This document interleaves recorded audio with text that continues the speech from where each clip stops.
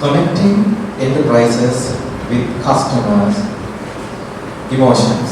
තාක්ෂණය මගින් ලෝක විශ්ව ගම්මානයක් වී ඇති පසුබිමක ව්‍යාපාර සහ පාරිභෝගිකයා වඩාත් ලෙන්ගතු බැඳීමකට යොමු කරමින් තොරතුරු තාක්ෂණයේ නවෝත්පාදකයා ඉමෝජොට් ප්‍රයිවට් ලිමිටඩ් ආරම්භක අධ්‍යක්ෂක සභාපතිනි ආචාර්ය ශහානි මාර්කස් මෙක්නිනි ඔබට මේ ආරාධනය ඔබගේ දැනුම අත්දැකීම් තුළින් මේ පැලවෙන විවසායකත්ව බීජයන්ට ඔබගේ දැනුම එකතු කරන නිසා.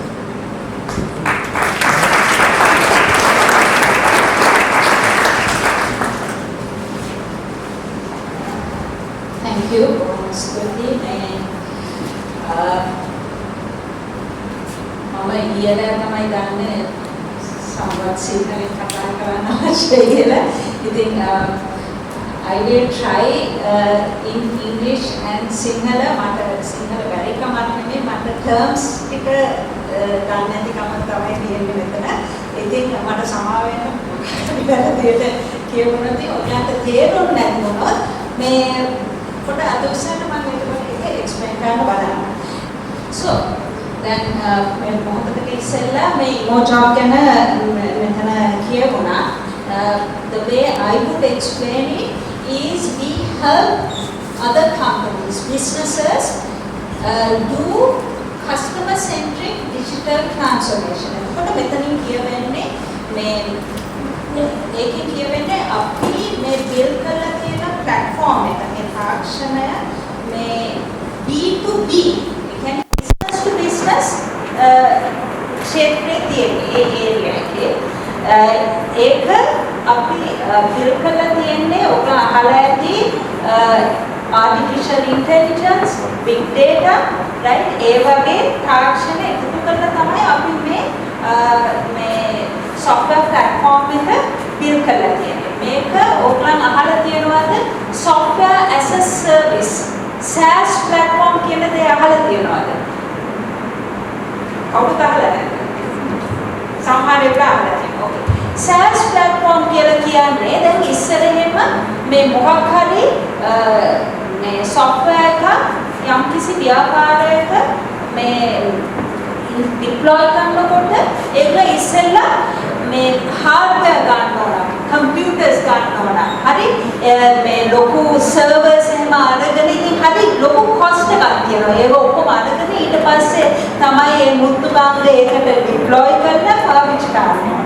ඒත් මේ බෑග්කදී ඉඳලා අර cloud services කියලා අහලා තියෙනවද දන්නේ මම දන්නේ ඒක සිංහලෙන් මොකක්ද කියන්නේ කියලා. cloud platforms ඒකේ ඒ software deployment එක තියෙන්නේ ඒ cloud එකේ. එතකොට ඒක access කරන්නේ internet එකකින්. එතකොට අර initial තියෙන මේ hardware cost මොනක්වත් නැහැ. ඒක හරියට මේ පාවිච්චි කරනකොට පාවිච්චි කරන තරමට ගෙවන ක්‍රමයක් තමයි මේ business model එක. ඉතින් SaaS කියන එක දැන් ලෝකයේ මේ තියෙන හරිම popular business model එකක්. ඉතින් මේ emoji platform එකත් ඒ SaaS business model එකේ තමයි තියෙන්නේ. මම ඒ තියෙන platform එක ගැන තව දුරටත් කියන්න කතා කරන්න යන්නේ මොකද මම මේක මගේ ජර්නි එක ගැන තමයි කතා කරන්න ඉන්නේ. ඉතින් මේක මම ස්ටාර්ට්අප් කරුවේ emoji. මම University of Morocco Computer Science and Engineering Department එකේ I was a senior lecturer. මම ඒකේ මේ teach කරනකොට ඒ University of Morocco මේ final year project කියලා එකක් තියෙනවා, right? group project එකක්. ඉතින් මම University of Morocco එකට join වෙන්න ඉස්සෙල්ලා මම මේ ඔයගොල්ලෝ Virtusa කියලා අහලා තියෙනවද දන්නේ? මම ඒ Virtusa එකේ head of engineering හැටියට වැඩ කරුවේ. ඊට ඉස්සෙල්ලා මම හිටියේ මේ ඇමරිකාවේ.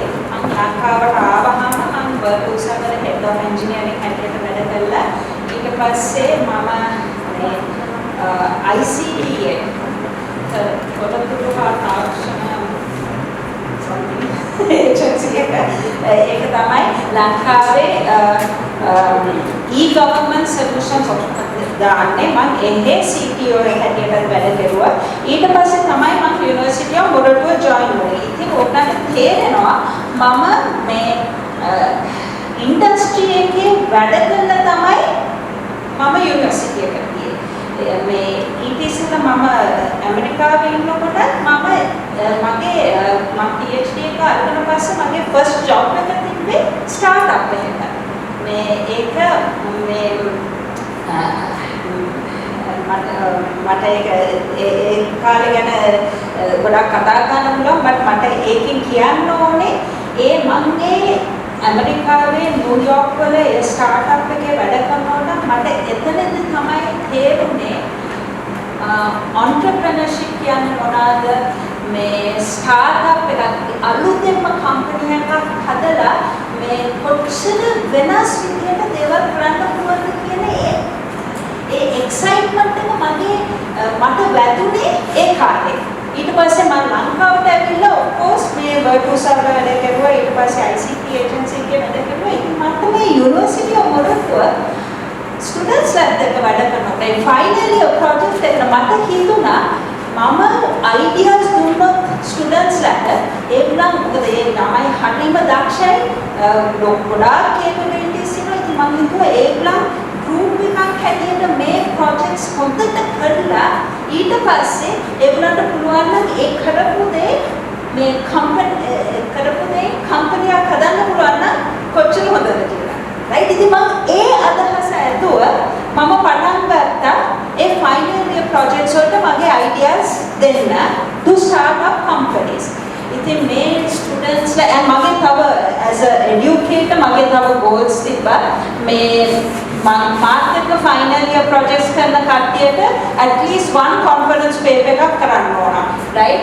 At least outside Sri Lanka, right? And at least one conference paper inside Sri Lanka, right? And another requirement මට තිබ්බේ ඒගොල්ලන්ට මේ they have to be able to clearly communicate, clearly explain the practical implications and the usage of that project, of that thing that they are building. මංගල සිංහලෙන් කියනවා ප්‍රායෝගික අරමුම් හෝ භාවිතය පැහැදිලිව ප්‍රකාශ කිරීමේ ඒ හැකියාව build කරගන්න was part of that final year project, right? ඉතින් මේ ස්ටුඩන්ට්ස් ලා හැම අවුරුද්දෙම පුදුම හොඳට final year project එක කරනවා, right? ඒ හැම අවුරුද්දෙම ඒගොල්ලන් ගිහින් ඉන්ඩස්ට්‍රි එකට join වෙනවා. ඒගොල්ලන් තමාගේම කම්පැනි හැදුවේ. ඒ විදියට මගේ ideas 8ක් විතර එහෙමම ගියා. right? කරන්න දෙයක් නෑ.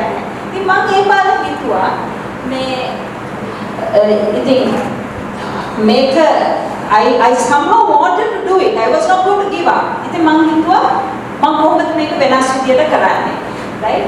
එතකොට තමයි මම හිතුවේ okay, I am going to start a competition. දැන් ලංකාවේ කට්ටිය සාමාන්‍ය ආසයි competitions වලට. ඉතින් මම competition එකක් run කරනවා මගේ final year groups අතර. දැන් අපි senior lecturers ලා හැටියට final year projects 4ක් අපිට කරන්න පුළුවන්, right? ඉතින් මම ඒ 2013 වසරේ මම පටන් ගත්තාම මම කිව්වා මේ ඔය groups මේ 4 I am going to run a competition and this is the prize of the competition. I will co-found a company with you with the winning project team. I will come out of the university and I will start the company with you, right? And that is how Emojon started, right? So this is the birth of Emojon. Then Emojon is in 2 countries. It's headquartered in Silicon Valley. මොකද මට අවශ්‍යතාවය තිබ්බේ not just starting a company. අර ඔග Silicon Valley ගැන අහලා තියෙනවද? It is they are all technical companies in the US. You know that you talk about Facebook, LinkedIn, Google, all of these are Silicon Valley companies, right? I wanted the students and the young people in Sri Lanka to understand what Silicon Valley companies are like. මට ඕනේ ඒ culture එක දාගන්න. ඉතින් ඒකයි මේ company එක is headquartered in Silicon Valley, right? And ලංකාවේ තියෙන company එක it's a subsidiary. දැන් එතකොට ඕගලන් හිතනවා ඕකේ එහෙනම් අපි කොහොමද එහෙම කරන්නේ? අත්ත වශයෙන්ම initial company එක 2014 register කරුවේ මේ ලංකාවේ. right? ඊට පස්සේ මේක සෑහෙන ලොකු platform එකක් නිසා අපි ඒක build කරගෙන ගියා. right? 4 දෙනයි හිටියේ. ඔන්න co-founders ලා. මොකද අර student group එක winning student group එකේ 4 දෙනෙක් හිටියා. ඒකෙන් ඒගොල්ලන් winning group එක වුණාට දෙන්නෙක් decide කරුවා industry join වෙන්න. ඉතින් මාත් එක්ක කම්පැනි එක පටන් ගත්තේ තව දෙන්නයි මායි. ඒ පාර මම බැලුවා මේ ස්ටුඩන්ට්ස් ලා freshly graduated ස්ටුඩන්ට්ස් ලා දෙන්නෙක් එක්ක මට කම්පැනි එක පටන් ගන්න පොඩ්ඩක් අමාරුයි. මොකද ඒ කාලේ මම තවත් කම්පැනි එකක් රන් කරගෙන මම තවත් කම්පැනි එකක් ස්ටාර්ට් කරලා තිබ්බේ. ඉතින් මම ඒක නිසා LinkedIn වල බැලුවා මම මේ කරන ඒ රිසර්ච් ඒරියා එකේ තව එක්කෙනෙක් මට හොයාගන්න පුළුවන් කියලා. එතකොට තමයි මට හම්බුනේ ડોક્ટર මංජුල දිසානායක. එයාගෙන් ඇහුවා මාත් එක්ක ජොයින් වෙනවද කියලා. අපි 4 දෙනා තමයි කම්පැනි එක ස්ටාර්ට් කළේ. ඉතින් co-founders are myself, doctor Manjula Dissanayake, Andun Gunawardena and Sachinda Ponnampela. අපි 4 දෙනා තමයි කම්පැනි එක ස්ටාර්ට් කළේ. අඳුන් and සචින්ද කියන්නේ මේ University of Morocco first class හම්බුණ දෙන්නේ. right? දැන් ඒ කම්පැනි එක ලංකාවේ රෙජිස්ටර් කරලා පස්සේ අපි platform එක build කරගෙන යනකොට මේ දැන් අර Silicon Valley companies කරන එකක් තමයි මේ යම් කිසි innovation එකක් තියෙනකොට ඒක patent කරනවා. දැන් මම හිතන්නේ ලංකාවේ ඒකට කියන වචනේ patent, සිංහලෙන් කියන වචනේ patent. right? okay, thank you. ඉතින් දැන් මට ඕනේ වුණේ මේ මොකද මේක අපේ මුල ඉඳලම හිතේ තිබ්බේ මේ ලංකාවට විතර තියෙන මේ සොලියුෂන් එකක් නෙමෙයි. මේ ලෝකේ තියෙන ලීඩින් ලෝකෙම ග්ලෝබලිම තියෙන ලීඩින් සොලියුෂන් එකක් හැටියට දාගන්නයි අපි මේක මුල ඉඳලම කෙරුවේ. right? ඉතින් ඒක නිසා තමයි අපි මේ පැටර්න්ස් ගන්න අවශ්‍ය වුණේ. ඉතින් ලංකාවේ තිබ්බ තියෙන පැටර්න් සිස්ටම් එක එළියේ එච්චර රෙස්පෙක්ට් ගන්නෑ. ඒකයි මම කම්පැනි එක සිලිකන් වැලි වල රෙජිස්ටර් කරුවේ. එතකොට අපි එහෙන් පැටර්න් ඇප්ලිකේෂන්ස් දැම්මා. දැනට ඕනට පිටිපස්සට පේනවත් දන්නේ නැහැ. but මෙතන ලියලා කියනවා we have a lot of technology innovations. දැනට there are 9 US patents pending. but අපිට ඒකෙන් 3ක් already grant කරලා තියෙනවා. ඒ කියන්නේ අපි 4 දෙනාට US patents 3ක් already grant කරලා තියෙනවා. අනිත් ටික මේ ඒක සාමාන්‍ය විදිය තමයි. ඒකට කල් යනවා. right? and then company එක පටන් ගත්තී I was the CEO. right? but මට ඒ company එක පොඩ්ඩක් grow වෙද්දී මට තේරුණා අපි global company එකක් නෙමෙයි හදන්නේ. ඉතින් ඒක නිසා as a Sri Lankan woman unfortunately US වලින් මම ගිහින් මොකක් හරි කියනකොට එච්චර ඉහළින් ඒගොල්ලෝ පිළිගන්නේ නැහැ. ඉතින් ඒක නිසා I was okay. මම හිතුවා මම CEO කෙනෙක් ගන්න ගන්නවා නම් company එකට someone who is highly experienced. ඉතින් ඒ පාර මම ගිය 2019 I moved out of the CEO role. I moved to the CTO role and I brought Mr. Frank Harvest. එයා තමයි අපේ CEO එක. right? so ඔයගලන්ට මේකෙන් තේරෙන්නේ company එක grow කරලා successful වෙන්න යන path එකට අවශ්‍ය දේ කරන්න අවශ්‍යයි. right? I didn't care whether I was a CEO or CTO. What I care about is that the company is successful. right? so making කියවෙන්නේ ඒක තමයි Then my personal experience. So Emojot is not my first company. මගේ පළවෙනි company එක මම අවුරුදු 15කට ඉස්සෙල්ලා පටන් ගත්තේ. මම වර්ඩ් වලින් එළියට එද්දී මේ ඒ කම්පැනි එක ෆොස්ටර් මම මොකක්ද කියලා කියන්න යන්නේ වෙලා නැති නිසා ඒ මාස 6ක් ඇතුළත මට තේරුණා මේ කම්පැනි එක කොහෙවත් යන්නේ නැහැ. I had to shut it down. ඒක කොහෙවත් යන්නේ නැති එක මට තේරුනේ it was too early. What I was trying to sell, the audience, which was Sri Lanka government, was not technically ready for it. And මම අඳුරගත්තේ මොකද මම එතකොට ICT agency එකට තමයි ගිහින් ගොඩක්ම ඒගොල්ලන්ට කතා කරන්න පටන් ගත්තා. මම ඒගොල්ලන්ට කතා කරනකොට මට තේරුණා ඒගොල්ලන් A level එකට තාම prepared වෙලා නැහැ කියලා. ඉතින් ඒක නිසා no problem, I shut down the company. So I learned from it, right? But immediately, 1 week after I shut down the company, I got a call from the chairman of the ICT agency. He was the late Professor Samanayaka. එයා කිව්වා වා ඇවිල්ලා අපිව join වෙනවාද මොකද ඔයාට තේරෙනවා අපි කරන්න ඕනද කියලා. ඒකයි මම ඉතින් අතන company එක shut down වුණාට it opened up an opportunity. So that's very important. හරිද? ඒකෙන් කියන්නේ the learning is you take a risk. It's okay. Because the risk, if it doesn't work out, it's still an experience which will lead to an opportunity, right? ඊට පස්සේ මම 2013 I started a company called 1 Billion Tech. It was then number 1 Billion Technology. It was when we started. It was called Oxenta. That was 7 years ago. I don't do anything with that. The company is now running. I'm just a director, so it's running. And actually, a few months ago, I resigned as even a board director because I don't have time. But the company is successfully running. It has about 200 employees. Then I co-founded Emojot, which is my third company, 6 years ago. So I was the chairperson and CEO. Now I'm the chairperson and CTO. And I co-founded my fourth company 3 years ago as a subsidiary of 1 Billion Tech. This is called Million Spaces. But mama idea එක implement කරලා ඒක ඔක්කොම කරලා පස්සේ now another CEO is running and I'm out of it. But the whole point here is when you start companies, I still have stake in them. So when they stake කියන්නේ මට ඒකේ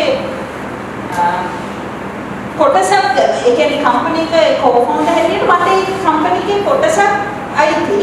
But මම ඕගලන්ට කියන්නේ මේක you can actually start up multiple companies when they, because if you are a successful person and who can එකින් එක companies හදන්න පුළුවන් නම් ඒ company එක හදලා ඒක grow කරලා ඒක යද්දි ඔයගලන්ට ගිහින් තව company එකක් හදන්න පුළුවන් කියන message එකයි මම මේ කියන්න හදන්නේ. ඒක අර හදපු company එක ඒකේ අයිතියක් තියෙනවා. යම්කිසි අයිතියක්වත් ඒකේ තියෙනවා, but අනිත් ඒවාටත් අයිතිය තියෙනවා. And that's a very important point, right? අර Silicon Valley mindset එක කියන්නේ when you start up a company, you give the ownership of the company to several of the initial people who work in the company. That is the Silicon Valley mindset, right? So I've done that for all the companies I started. So then how did I suddenly, have the confidence?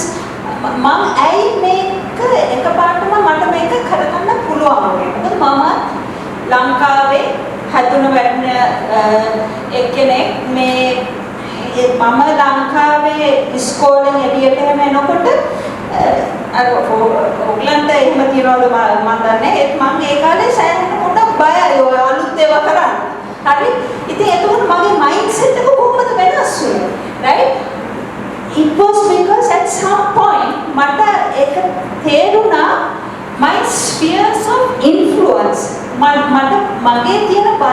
මොනවාද ඒක මගේ ඒක නිසා මාව affect කරන විදිය මට තේරුමක් ඇති වුණා. මට මේක තේරුනේ මම මගේ undergraduate degree එක කෙරුවේ ඇමරිකාවේ. එහාට ගියාම තමයි මට තේරුනේ ඒකනම් ගොඩාක් කට්ටිය හිතන විදිය වෙනස්. ඉතින් මම it's a very successful country. ඉතින් මම ඒක ඉගෙන ගන්න බැලුවා. right? මෙතන we have the world, right? The world influences us. The world එකේ එළියේ තියෙන කට්ටිය තමයි අපිව influence කරන්නේ. ඉතින් ඒකෙන් දැන් ලංකාවේ සාමාන්‍ය විදිහට ඒකට ඒකෙන් අපිව define වෙනවා. අපි හිතන හැටි මේ අපි කතා කරන හැටි අපි කරන දේවල් ඔක්කොම අර influencers වගේ. ඒකයි මම අර University of Moronto අර ළමයින්ට කිව්වම ඕගොල්ලෝ දැන් මේ ideas අරගෙන company එක පටන් ගන්න කිව්වම ඒගොල්ලන්ගේ excuses මොනවාද?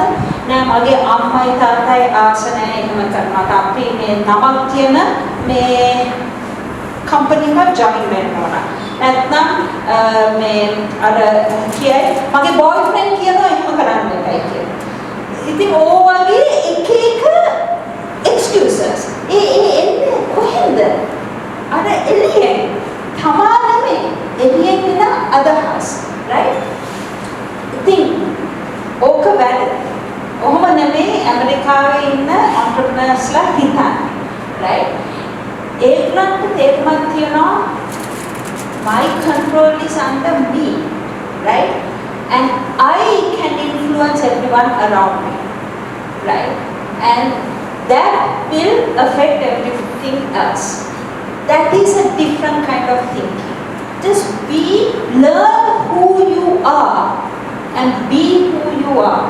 And if you want to do something different, ඉස්සෙල්ලම බලන්න මට ඒක කරන්න පුළුවන්ද මම මොනවද ඉගෙන ගන්න ඕන ඒක කරගන්න and එතනින් ඉදිරියට යන්න. right? So මම එහෙම තමයි ඉදිරියට ගියේ මොකද මෙහෙම අර අනිත් පැත්තට හිතන එකෙන් තමයි අර doubt එකේ සැකෙන්නේ අර එළියේ බලපෑම් තමාට එන්න බැලුවම තමයි. ඒතකොට හරියට සැක හිතෙනවා මම මේක කළ යුතුද මේක අඩක වෙන්න පුළුවන් මේක වෙන්න පුළුවන් එක ඒවා කියන්න පටන් ගන්නවා. right? ඉතින් එතකොට අපි තරුණ කට්ටිය හැටියට මේ මට මම දැක්කේ අපි යම් කිසි පාත් එකක් අනිත් ඒගොල්ලන් අපිට කපපු පාත් එකේ යන්න තමයි අපිව ට්‍රේන් වෙලා තියෙන්නේ. අපි පොඩි කාලේ ඉඳන්ම ලංකාවේ මොනවාද අපි ඉස්සෙල්ල කියනවා grade 5 වල ශිෂ්‍යත්ව කරන්න ඊට පස්සේ O level කරන්න ඊට පස්සේ O level ඉවර වුණ ගාම මොන subjects කරන්න ඕන එතකොට ඒක අනුව A level කරන්න එහෙම අපි ට්‍රේන් වෙලා ඉන්නේ. කමන්නේ ඒක හොඳ it's a good education system but අපි දැනගන්න ඕන අපි ඉස්කෝලෙන් එළියට ආවට පස්සේ we are now young people, young adults, we have to make our own decisions, right? And if you feel passionate about doing something, then go ahead, go forward, right? Don't have this fear and negativity because of all the influencers. මේ ඔයාගේ වටේ තියෙන බලපෑම් නිසා. මොකද මේ විදියට හිතන්න පටන් ගත්තොත් වාට තේරෙනවා වාගේ මයින්ඩ්සෙට් එක වෙනස් වෙන්න පටන් ගන්නවා. වාට තේරෙනවා I can කියන මයින්ඩ්සෙට් එක තමා තුළ ඇති වෙනවා. එතකොට වා ඒ රෙස්පොන්සිබිලිටි එක වා බාර ගන්නවා. right? එතකොට ඒ වා කරන්න යන දේ ෆේල් වුණා වා ඒ රෙස්පොන්සිබිලිටි එක බාරගත්ත නිසා ඒ ෆේලියර් එකත් වා හිතන්නේ ෆේලියර් එකක් හැටියට නෙමෙයි it's an experience, a learning experience and you take the next step forward, right? So වා හැමෝම අපි හැමෝම ඉස්සෙල්ලා we have to understand who are we, what do we know, what do we want, what are our expectations. ඒවා ගැන හිතන්න, right? එහෙම හිතලා try කරන්නයි තියෙන්නේ. ඉතින් මගෙන් ගොඩාක් කට්ටිය හැම වෙලේම අහනවා මේ ඔයාට ආයිමත් පටන් ගන්න පුළුවන් නම් what would you do differently? ඔයා වෙනස් විදිහකට මොකක්ද කරන්නේ? Right? And ඇත්ත වශයෙන්ම මගේ career එකේ මුල් කාලේ මට self esteem හරි අඩුවෙන් තිබ්බේ. self esteem, self confidence, ආත්ම විශ්වාසය. Thank you so much. ආත්ම විශ්වාසය මගේ හරි අඩු මට්ටමකින් තිබ්බේ. partly because මට role models ලා තිබ්බේ නෑ මම ඉන්න ක්ෂේත්‍රේ. මට නිකන් පොඩ උඩට බලලා if that lady can do it, then I can do it කියන එක මට තිබ්බේ නෑ. right? ඉතින් මගේ අර ආත්ම විශ්වාසය ඇත්තටම ඉතාමත්ම පහළ තත්ත්වයෙන් තිබ්බේ.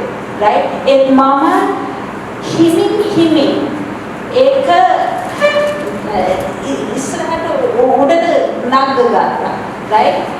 So if my journey would have been easier if I had more self-esteem and self-confidence. ඒකයි මම especially for the young women here, if you have low self-confidence, you can change it, right? ඔයාට ඒක නග ගන්න පුළුවන් because I also did it. I had very low self-esteem. මට කොටින්ම මගේ self-confidence එක එච්චර පහළට තිබ්බේ මට මෙහෙම නැගිටලා මේ room full of people. I was too scared to talk. It was that bad, right? I have no problem now. From University of Moratuwa Gihama, one of the first things I started was classes in how to do presentations because I knew a lot of those people are scared to talk in public. And ඉතින් මම මේක කියන්නේ you can do it කියන එක, right? So I want to read this quote. මොකද පිටිපස්ස පේන්නේ නැති එක. This is my last slide.